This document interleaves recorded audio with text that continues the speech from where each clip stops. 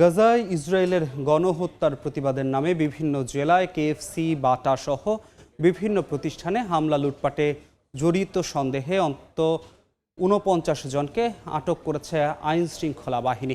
এর মধ্যে খুলনা থেকে ৩১ জন, সিলেট থেকে ১৪ জন ও গাজীপুর থেকে ৪ জনকে আটক করা হয়েছে। সোমবার রাতে অভিযান চালিয়ে তাদের আটক করা হয়। সিলেট পুলিশ জানিয়েছে, আটক যুবকরা তৌহিদি জনতার ব্যানারে মিছিলে অংশ নিয়ে বিভিন্ন ব্যবসা প্রতিষ্ঠানে হামলা ও লুটপাট চালায়। গাজীপুরে ৪ জনকে গ্রেফতার করে থানায় সোপর্দ করে যৌথ বাহিনী। খুলনার বিভিন্ন স্থানে অভিযান চালিয়ে ৩১ জনকে আটক করা হয়েছে। এর আগে সোমবার রাতে ভাঙচুর ও লুটপাটে জড়িতদের গ্রেফতারের নির্দেশ দেন আইজিপি বাহারুল আলম। একটা প্রতিবাদ মিছিলের নাম করে দেশকে অস্থিতিশীল করার মানুষে কতিপয় দুষ্কৃতিকারী হামলা চালায়। পরবর্তীতে বাংলাদেশ সেনাবাহিনীর টিম এবং গাছা থানার টিম ঘটনাস্থলের সিসিটিভি ক্যামেরা পর্যবেক্ষণ করে এই ঘটনার সাথে সম্পৃক্ত ৪ জনকে গ্রেফতার করেছে। এ বিষয়ে বিস্তারিত জানাতে এই মুহূর্তে খুলনায় আছেন সহকর্মী আব্দুল্লাহ আল মামুন রুবেল। সরাসরি যাচ্ছি তার কাছে। রুবেল, খুলনার শিববাড়ি মোড়ে বাটা শোরুম এবং ময়লাপোতা মোড়ে কেএফসি রেস্টুরেন্টে ভাঙচুর ও লুটপাটের ঘটনায় রাতভর অভিযান চালিয়ে পুলিশ ৩১ জনকে গ্রেফতার করেছে।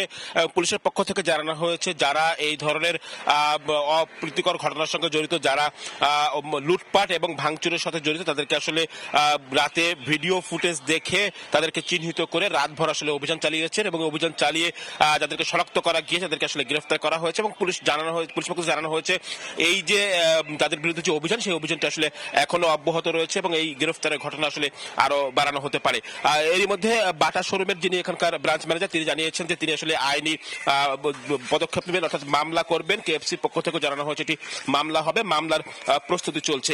আমরা এই মুহূর্তে রয়েছি এই নগরের শিববাড়ি মোড়ের বাটা শোরুমটিতে, যেখানে আসলে বলা হচ্ছিল যে এখানে ফিলিস্তিনির উপর যে হামলার ঘটনায়, গাজায় হামলার ঘটনায় যে বাংলাদেশ থেকে যে প্রতিবাদ করা হয়েছে, সেই প্রতিবাদের থেকে কিন্তু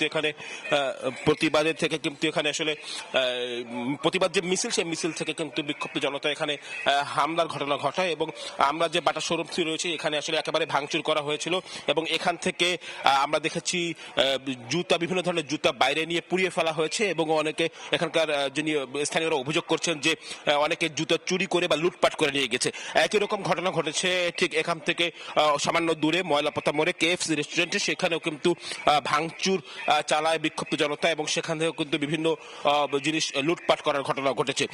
পুলিশের পক্ষ থেকে বলা হচ্ছে যে যারা এ ধরনের ঘটনার সাথে জড়িত, তারা আসলে কেউ ছাড় পাবে না। এবং এই ঘটনার পরপরই কিন্তু পুলিশের পক্ষ থেকে অভিযান চালানো হয় এবং সেই অভিযানে কিন্তু আমরা দেখেছি রাতভর অভিযান চালায়। সেই অভিযানে পুলিশ এখন পর্যন্ত ৩১ জনকে গ্রেফতার করেছে এবং এই গ্রেফতারের পরে কিন্তু আসলে পুলিশের এডিসি, পুলিশ খুলনা মেট্রোপলিটন পুলিশের একজন এডিসি আহসান হাবিব, তিনি আমাদের জানিয়েছেন যে এই অভিযান আসলে রাতভর চলে এবং একই সঙ্গে কিন্তু এই অভিযান আসলে এখনো অব্যাহত থাকবে।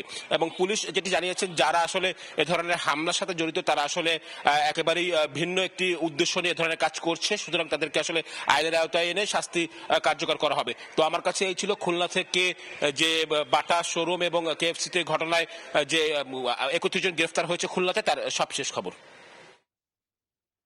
সরাসরি যুক্ত ছিলাম খুলনা থেকে।